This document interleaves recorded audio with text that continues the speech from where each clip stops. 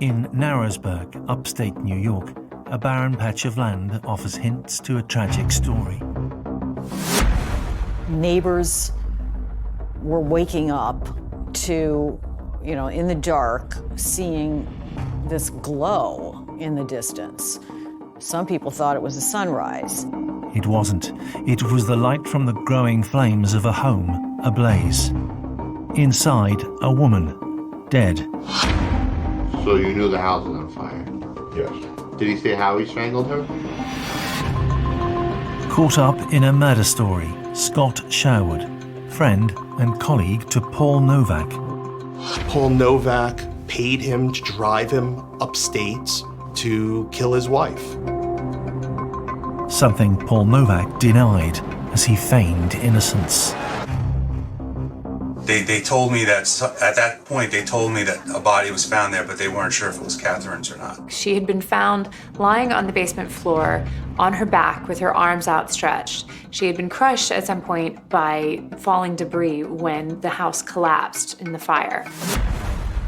Catherine Novak, mother of 2 small children, murdered, and her friends suspect foul play. I immediately thought, oh my God, she was murdered. Who was responsible for a brutal killing in an American backwater? Detectives gather evidence until a picture of a suspect emerges. Which piece of the puzzle will reveal Paul Novak as guilty of murder? What would be the killer's mistake?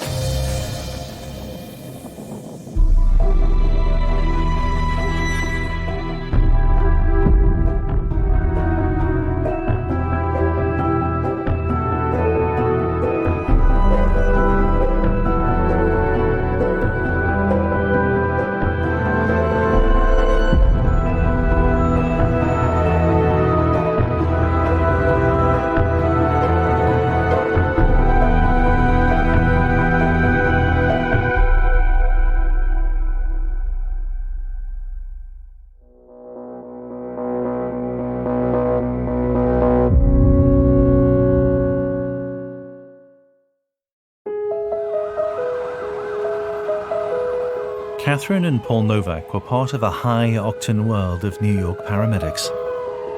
That was where their relationship would begin.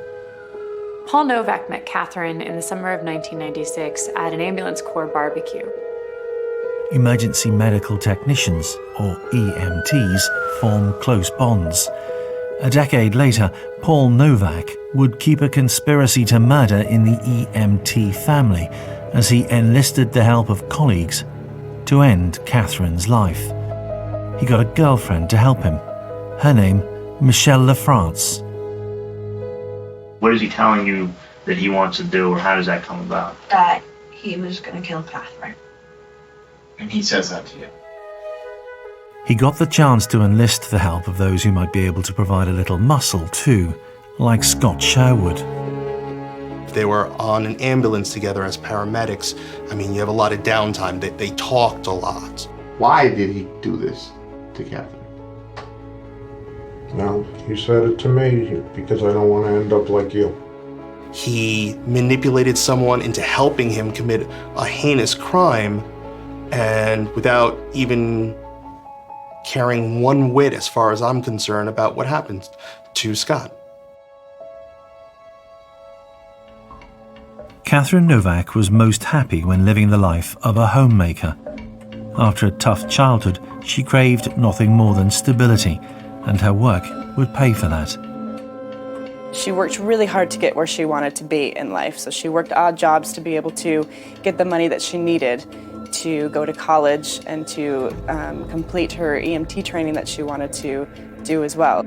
She joined the ambulance service in Queens, where she worked first as a dispatcher, then as a first responder. She was a very unusual type because of her sense of civic duty, her willingness to plunge in, donate her time to her church, to her community, to the school. Paul, on the other hand, was a thrill seeker.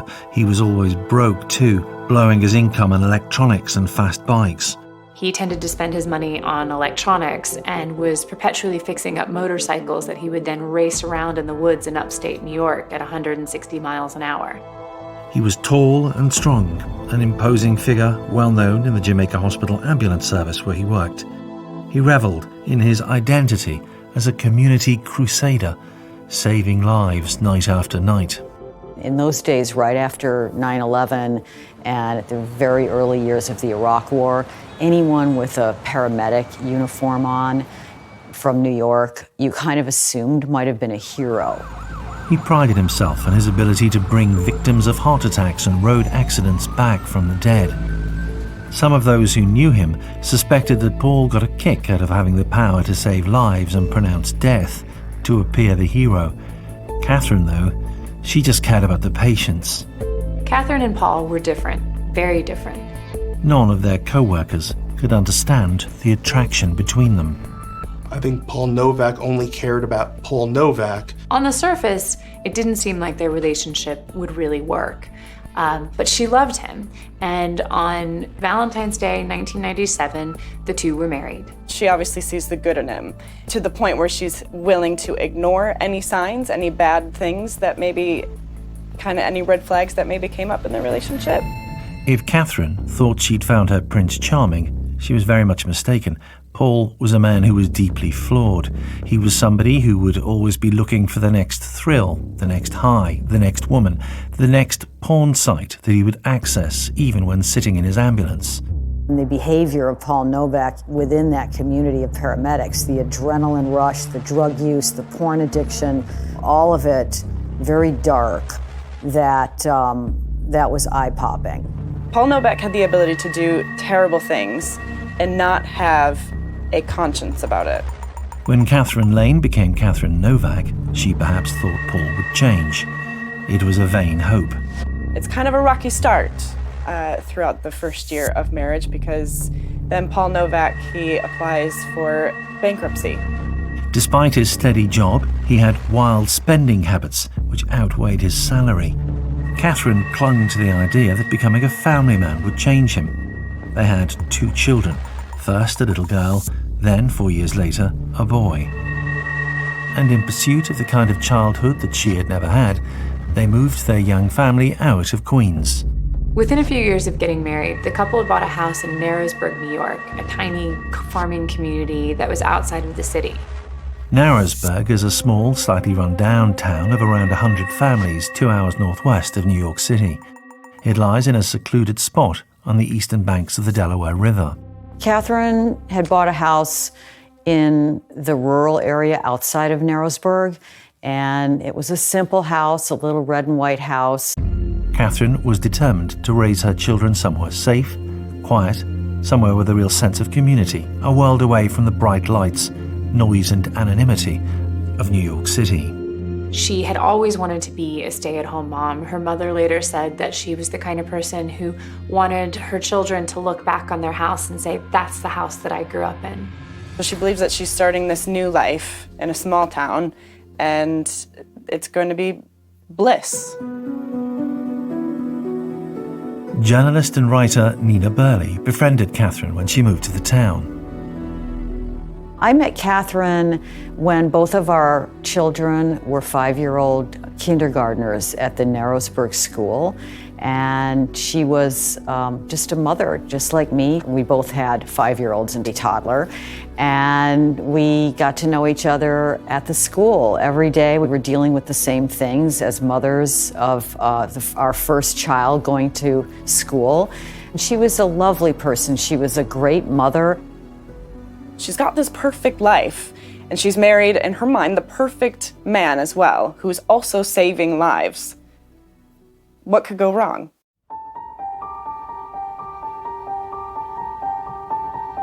Narrowsburg turned out to be far from a safe haven for Catherine Novak. It's a place where things can happen because it's a rural community, and you're far from neighbors, you're far from the authorities, and on a dark night, a lot of things can happen if you have somebody with malign intent. Very early on, there were signs for Catherine that leaving the city had not meant leaving her problems behind. Paul insisted on keeping his job in New York, but he couldn't face the 4-hour daily commute. to and from Narrowsburg. Paul still worked in Queens, so he would sleep several nights a week in an apartment in Queens while Catherine stayed up in Narrowsburg with their new daughter. Her husband wasn't here very often. Her husband was a paramedic in New York, and he would show up on occasion to the morning drop-off wearing his uniform. Paul refused to embrace rural life. When he was around, he made no effort to get to know his family's new friends and neighbors. Her husband was kind of a quiet guy, didn't really talk to him very much, a burly man who often showed up again in a uniform, and I didn't really get to know him because he wasn't around very often. Her friends described him as antisocial and a little bit creepy, but Catherine was willing to make excuses for him. Catherine, on the other hand, thrived in her new environment. She sometimes babysat for my kids. I would bring my son over to play with her daughter, and our toddlers would play together.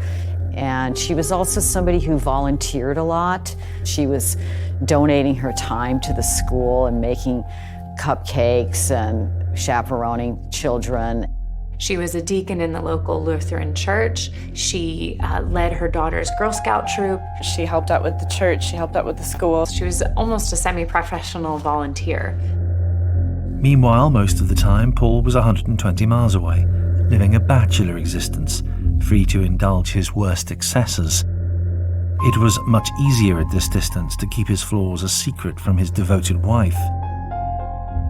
The real Paul Novak was cold, not social, had a porn addiction, was reckless in the extreme, was an adrenaline addict, as many EMTs will admit that they are.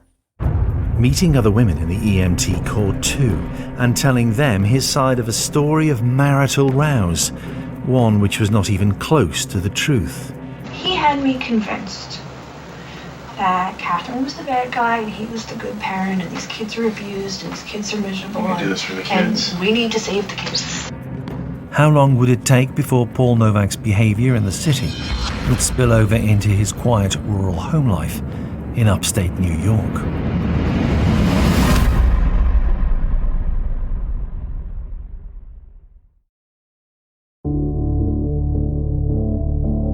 In 2007, paramedic Paul Novak was living a high-stress, adrenaline-fueled existence. It was a lifestyle that inevitably took its toll.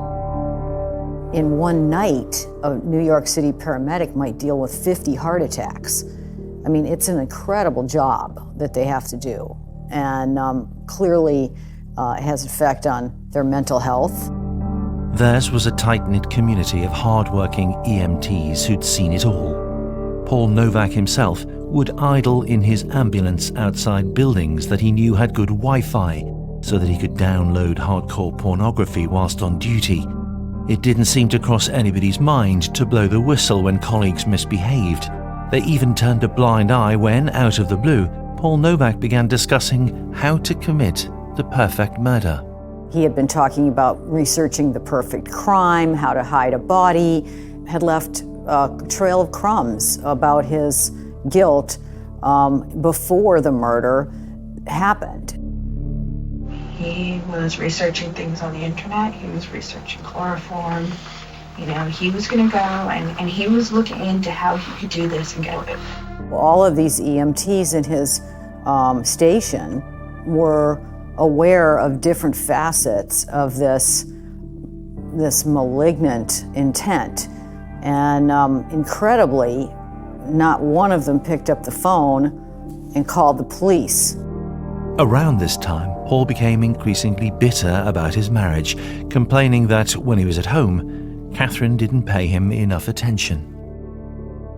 Paul might have felt like he was playing second fiddle to some degree to Catherine's duties. She's becoming this amazing individual in this small-town community, and Paul Novak is now feeling very insecure about who he is as a person. He feels like he's low man compared to his wife. He became resentful of the commute back to Narrowsburg, interested in other women too. Co-workers would later testify that he mused about ways to get rid of his wife. He told one colleague that fire was the best way to kill someone because it burned all of the evidence.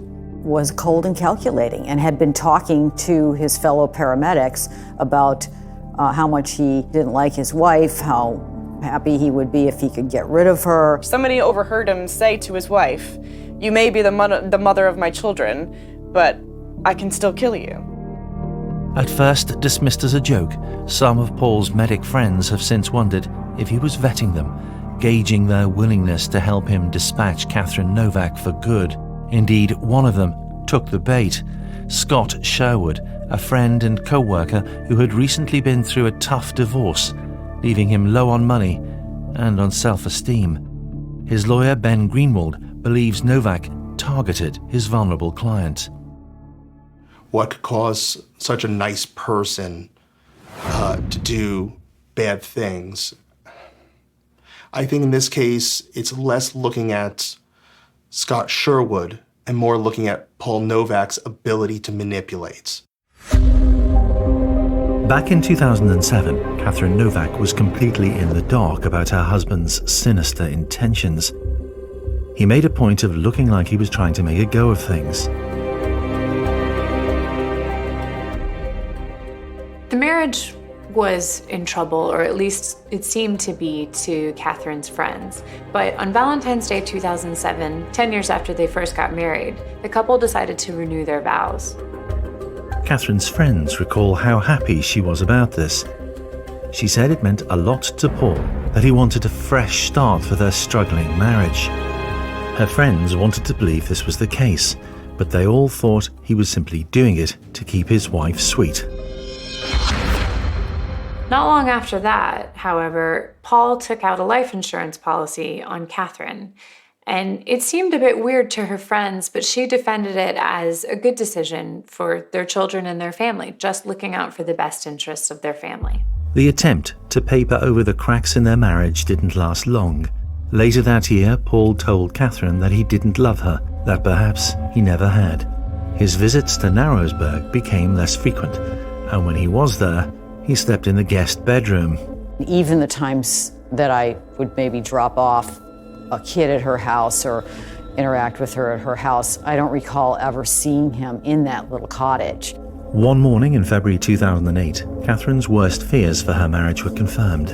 Her house phone rang. She ignored it, but it incessantly rang and rang again.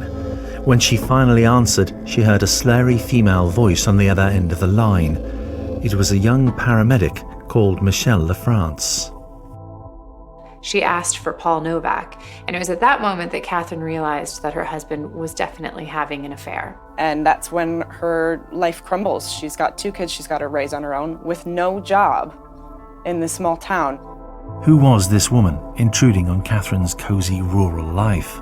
Paul's girlfriend was an unstable character. Michelle LaFrance, a 25-year-old university student, had been assigned to the hospital ambulances group that Paul drove with. She'd had a history of suicide attempts, and her mental state was at times a bit shaky. She was not somebody who had any business being in charge of life or death decisions that are made by paramedics, and yet she was riding as a paramedic. She was certified in New York. Paul Novak and Michelle LaFrance bonded over their shared experiences of life and death on the New York streets. He took her out for a drink to celebrate the first time that she'd successfully intubated a patient who was struggling to breathe. I mean, the whole story really hinges on this underworld, or this community of paramedics who, were witnesses to Paul Novak's bizarre behavior, witnesses to Michelle LaFrance's bizarre behavior. Paul had fallen hard for Michelle LaFrance. When she reciprocated, he must have thought he'd hit the jackpot. She was young, she was pretty, she was feisty. She looked up to him as a lifesaver, a hero. Catherine Novak, on discovering about the affair, kicked her cheating husband Paul out of their little home in Narrowsburg. I was standing in the yard and I said, hello, and she said hello, and she said, oh, I've been looking for you. And right away she said, oh, I've been looking for you because my husband's having an affair and I need to get a job. And I said, "Oh, I'm sorry." And she sort of giggled and acted like it didn't matter that much that he was having an affair, didn't go into any of the details, and just said, "I need to get a job." Paul Novak also looked like he'd moved on. Soon after Catherine found out about the affair, Novak moved into an apartment in Glen Clove, Long Island with LaFrance. Novak agreed to pay $1,700 a month in child support and agreed to take the children every other weekend. Catherine tried to get on board with the new reality. She took on 2 part-time jobs at the school and a local church camp, telling friends she wanted to save money so her children could one day go to college. She wouldn't let the children visit their father in Long Island before she had vetted LaFrance by taking her out to a local diner. There, she asked her husband's new girlfriend to help her shop for her son's birthday. But despite Catherine's best efforts, this was not an amicable separation. We can tell things are starting to take a downward spiral. Catherine filed for divorce, and they began talking about a settlement. At the same time, Novak was starting to badmouth Catherine, calling her an unfit mother, calling her a fat, ugly troll. How he believes she's a terrible mother and how he is actually the victim, not Catherine. How he is the victim of having to deal with this woman who is so difficult. And she falls for it. He had me convinced that Catherine was the bad guy and he was the good parent, and these kids are abused and these kids are miserable. We do this for the kids. And we need to save the kids. The estranged couple argued bitterly on the phone about money and about who should care for their son and daughter. While she continued to present a smiling face to her friends and neighbours, Catherine felt less and less safe in her rural hideaway. He wants to move on with his life. He wants to put everything in the past, and everything starts to become about money. Catherine was increasingly anxious, and even though it doesn't seem like there were any direct threats against her safety, she did pay a neighbor to change the locks on the house. She was right to be scared. Her isolated backcountry home made her an easy target when Paul Novak decided that it was time to cash in on the life insurance. And we were up here for Christmas, and we were actually having a holiday dinner at a friend's house outside of Narrowsburg, and the local paper was on the table. And I looked at it, and there was a color picture on it of a fire or a charred house, and underneath it said, "Local woman dies in fire." Had the lifesaver become a life taker? What story was unfolding upstate in New York?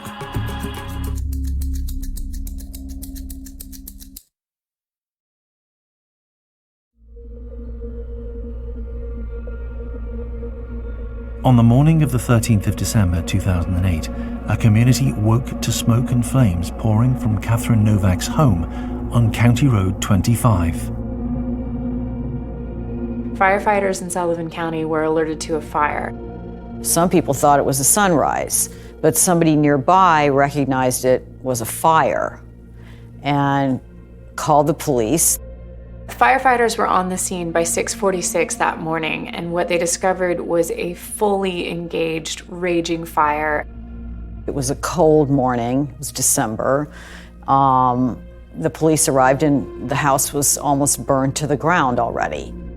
Despite the freezing temperatures, unusual even for a New York winter, it took them hours to extinguish the blaze.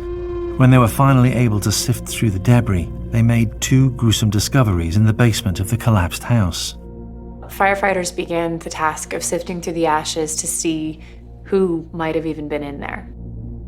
They found Catherine's body on the floor and the dog in a kennel, also dead. Early conclusions suggested an accident. She had been crushed at some point by falling debris when the house collapsed in the fire. Devastating as it was, emergency workers were relieved that those bodies of a woman and of a dog were the only ones that they found in the charred wreck of the Novak family home. When firefighters searched through the debris, they weren't sure who they were going to find. They knew that 2 children lived at the address, but what they didn't know is that they had been spending the night at their father's house 100 miles away in Long Island that night. Detectives suspected that Catherine had been the victim of foul play. As they examined the crime scene and Catherine Novak's body, there were a number of clues that simply didn't add up. She had been found lying on the basement floor on her back with her arms outstretched. However, the back of her body wasn't burned. Fire investigation experts found it odd that Catherine was lying on her back. It's far more common when someone's been killed in a fire to find victims lying in a fetal position, trying to protect themselves from the flames. There were other anomalies too. A post-mortem found that Catherine had not died of smoke inhalation as one might have expected. The medical examiner drew several conclusions from the autopsy. The dog had inhaled smoke, but Catherine had not. An autopsy later found that the levels of carbon monoxide in Catherine's lungs were not sufficient to kill her. Instead, they believed that she had died when the debris crushed her chest. And there were people in the state police and especially the fire department here who suspected that that was not accurate, but there was nothing they could do about it. If Catherine had not died from smoke inhalation or from being crushed by debris, what had caused her death? There was one final clue that indicated it may not have been accidental. She had 3 dislocated ribs and a strange pooling of blood around the sites of the fractures. This suggested to detectives that Catherine had been badly injured some minutes or hours before she had died. It showed Catherine may have suffered a violent assault. The finger of suspicion pointed towards Novak. I remember picking up the phone and calling the state police and saying, "You're aware, of course, that she was engaged in a divorce?" And he said yes. Police and firefighters had their suspicions at that point. They questioned Paul Novak about his whereabouts that night. His girlfriend, Michelle LaFrance, said that he had been home all night. Paul Novak was adamant that he played no part in his wife's death. He later gave interviews where he protested his innocence, said that he had been shocked on hearing of the death of his former wife. I actually found out that they found a body in the basement from my mother, who found out from one of the volunteer firefighters that was there.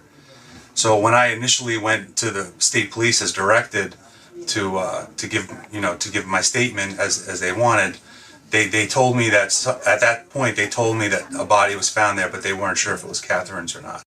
They interviewed him, he had an airtight alibi, and they let him go. 10 days after the fire, Paul passed a lie detector test. They had really no choice but to rule it as an accident. Narrowsburg was left to mourn its unexplained loss. She was a born volunteer, a giver, and there aren't a lot of people like that, and communities depend on them, so she left a hole in that sense. That's a loss for the community. She could have been somebody I could have seen running for office. Unlike the rest of the grieving community, Paul Novak showed no interest in paying tribute to his deceased wife.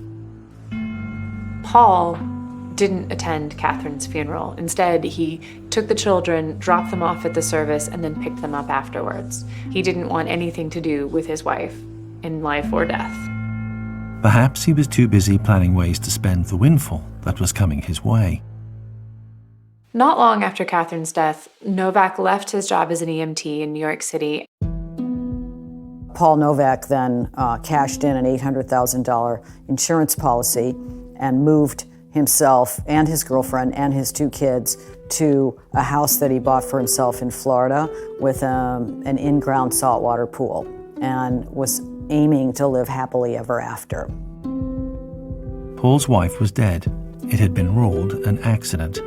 He had an attractive younger girlfriend, custody of his 2 children, and a lot of cash in the bank to fund a luxurious new lifestyle, miles from the dirt and noise of the big city. It could have been the perfect murder. But for Paul Novak, old habits were to die hard. Perhaps missing the adrenaline of being an EMT, nostalgic for his secret trysts in the city, Paul's eye started to wander. Paul and Michelle's relationship was troubled, and by early 2012, Michelle believed that Paul was having an affair. very soon after they were living together, they started to fight. Paul joined an online dating site, and before long, he was seeing another woman behind Michelle's back. The medic seemed unable to stop his history of infidelity from repeating itself. By the summer of 2012, Novak and Michelle had split up. Eventually, she moved out of the house that she shared with him and the kids, moved into her own apartment in Florida, and would later tell police that she had dreams, nightmares that he was coming to kill her in the way that he had killed Catherine. Life went on. Both of them found someone new. But whether inspired by guilt or a longing for revenge, Michelle couldn't shake the niggling feeling that she needed to come clean. He had described to her how he killed Catherine, strangled her to death, and she couldn't get that out of her head. And Michelle had started dating a police officer, and she started to feel a little bit guilty about some of the things that she had told the police in 2008 after the death of Novak's wife, Catherine. That police deputy urged her to contact the New York State Police. Michelle LaFrance made a phone call that would bring the world of Paul Novak crashing down. That summer, Michelle contacted the New York State Police, and in exchange for immunity, she told them that she had lied in her statement in 2008 about the death of Catherine. Paul only had himself to blame when Michelle LaFrance decided she was no longer willing to keep his dirty secret. If only he could have stayed faithful to his girlfriend, she might not have given this evidence to cops. What is he telling you that he wants to do, or how does that come about? That he was going to kill Catherine. Paul Novak's infidelity had caused his carefully constructed plan to unravel. The true story of Catherine's tragic death began to emerge. Was his lifelong infidelity about to become the mistake which would bring a killer to justice?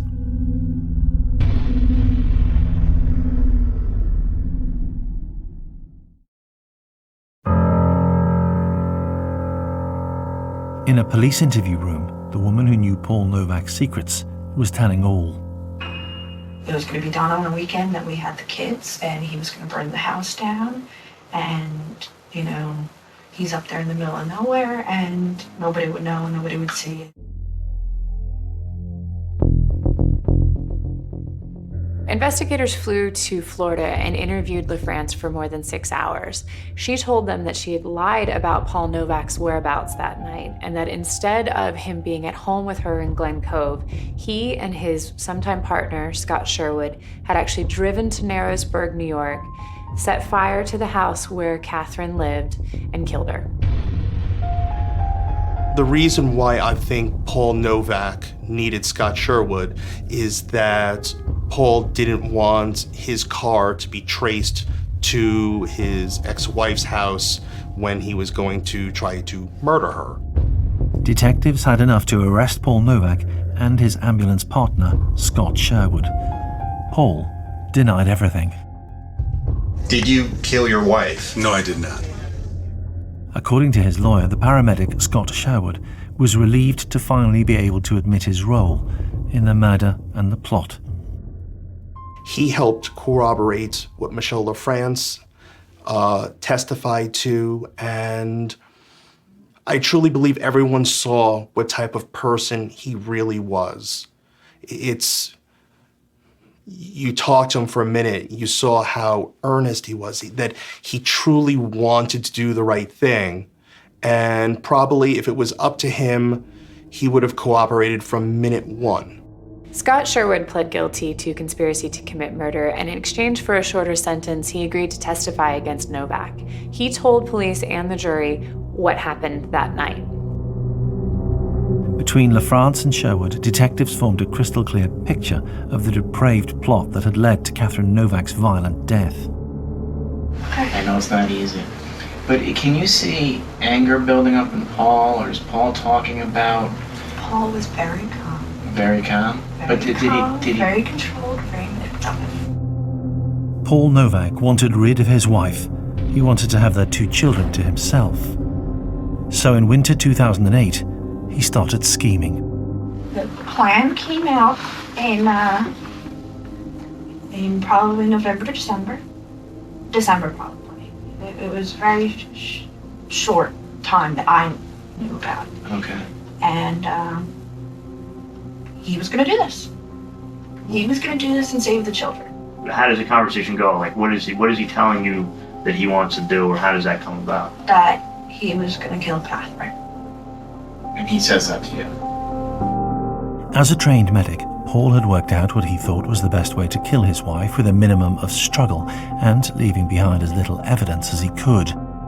He was going to chloroform her and leave her and then burn the house down around her, and she was going to die in the fire. That was his plan. And we were going to do it on a weekend that, we had the kids would be safe. Novak had it all worked out, but he needed an accomplice. He didn't want his car to be seen anywhere near Narrowsburg that night. Paul chose someone he knew would be easily manipulated. The guy who drove Paul Novak up here to commit the murder that night was a fellow EMT. Having someone else's car would be in his best interest. Why was this man, known as a gentle giant, willing to get involved in murder? Since Paul and Scott worked together as paramedics in Long Island, and they're in the ambulances together, they went and they had a lot of downtime. They spoke a lot. And in the course of this, Paul learned a lot of intimate facts about Scott's life, mostly about a messy divorce that he had been going through and the pain he was suffering because of that. Scott Sherwood, Novak's sometime partner, was a large man. He was also emotionally unstable. He'd recently gone through a divorce and had a history of bipolar disorder. He felt an affinity with Paul Novak. Scott, being the kind person that he is, wanted to try to help Paul with not being in pain. The problem is that the road to hell is paved with good intentions. Why did he do this to Catherine? Well, he said it to me because I don't want to end up like you. And you having gone through a very rough divorce and are in a very difficult predicament with your ex. And obviously you're not happy about that. You can manipulate even good people to do the wrong thing. And you just need someone with some very twisted morals to do that. With Sherwood on board, Paul Novak was ready to put his plan into action. On the night of December 12th, Sherwood went to Novak's Glen Cove apartment to pick him up. When he arrived, Novak was mixing up something that he said was chloroform. The children were fast asleep in the next room, drugged. Benadryl to the children so they wouldn't wake up when Paul was coming and going during the murder night. It seemed like Paul Novak had every detail buttoned up. Paul had indeed planned every detail of his road trip upstate with Scott. He'd even left his cell phone in Nassau County so that it wouldn't be tracked.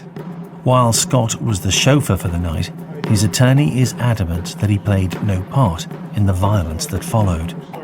Scott Sherwood's course of conduct for this was to drive Paul Novak up. He didn't go in the house. He didn't do other things to advance the murder beyond driving him. On the way up to Narrowsburg, they stopped to buy duct tape and gloves. They parked a mile away, Scott's car hidden among the trees. Sherwood, the dutiful wingman, waited in the dark as he watched his friend approach the house where Catherine Novak, unsuspecting, slept in her bed. Sherwood told police that when he left the car, Novak was dressed in hospital surgical scrubs. He had booties over his shoes and was wearing a hat and gloves. He had also duct taped his sleeves and cuffs to make sure that no evidence would be left at the scene of the crime. Goes into the house, goes into the basement, sets off the smoke alarm, which then wakes Catherine up. She's alone in the house. She goes downstairs. What does he say happened inside the house?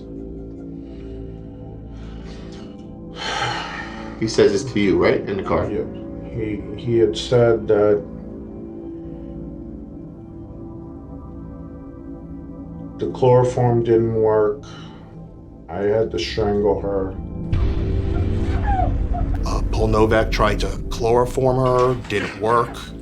A violent struggle began. He killed her. He strangled her to death. In her final moments, Catherine Novak knew exactly what was happening. Her husband took hold of her sweatshirt and tightened it around her neck until she stopped breathing. Did he say if Catherine mentioned anything during the struggle? Why are you doing this? And what was his response? Doing this for the kids. After setting the house alight and waiting for a while to make sure the fire took hold, Paul Novak returned to the car. He showed no sign of being shaken by the horrific scenes that he'd experienced moments earlier. What was his demeanor when he came back from the house? Seemed cold, distant. What about you? Were you like, holy f***, why? I was beside myself. Calmly, Paul Novak drove back to the city by a different route, and the last detail in Novak's meticulous plan was executed. When you leave, who drives? I had Paul drive because, I started heading out of the area. I guess made it to the closest county road, and it was a little too windy and it was dark. So I told Paul, you better drive, I can't. Along the way, they stopped at an abandoned gas station where Novak could get rid of the scrubs and the gloves. It came close to being, as Paul had intended, the perfect murder. Back home on Long Island, he told the whole sordid tale to his girlfriend Michelle LaFrance. It was a huge mistake. 4 years later, she would recount his actions, word for word, to detectives. After his arrest and throughout his trial, Paul Novak continued to deny his crime. And he continues to read me my Miranda rights, and I said, do I need a lawyer? He goes, well, if you ask for a lawyer, it won't really look that good. We like you. We know you didn't have anything to do with this, but the DA wants us to ask you some questions just to keep you in the clear and make everyone feel a lot better. Mm-hmm. So I'm like, all right. I don't have anything to hide. You can ask me anything you want. And so that's when he told me that something had happened to Catherine. I think Paul Novak only cared about Paul Novak, and he got a large sum of money from the insurance, which was pretty much all gone by the end of this case, where his kids pretty much got nothing as far as I understand. In court, Paul claimed that LaFrance and Sherwood had murdered Catherine without his knowledge. He really just wanted the case to go his way. So that's the only thing I really can say. Paul Novak wasn't an open guy. But Novak's friend and girlfriend had no motive to murder Novak's wife, and their combined testimony was compelling. He helped corroborate what Michelle LaFrance testified to. A jury convicted Paul Novak of the murder of his wife. He was sentenced to life without the possibility of parole. In return for his cooperation, Scott Sherwood was sentenced to just 18 months.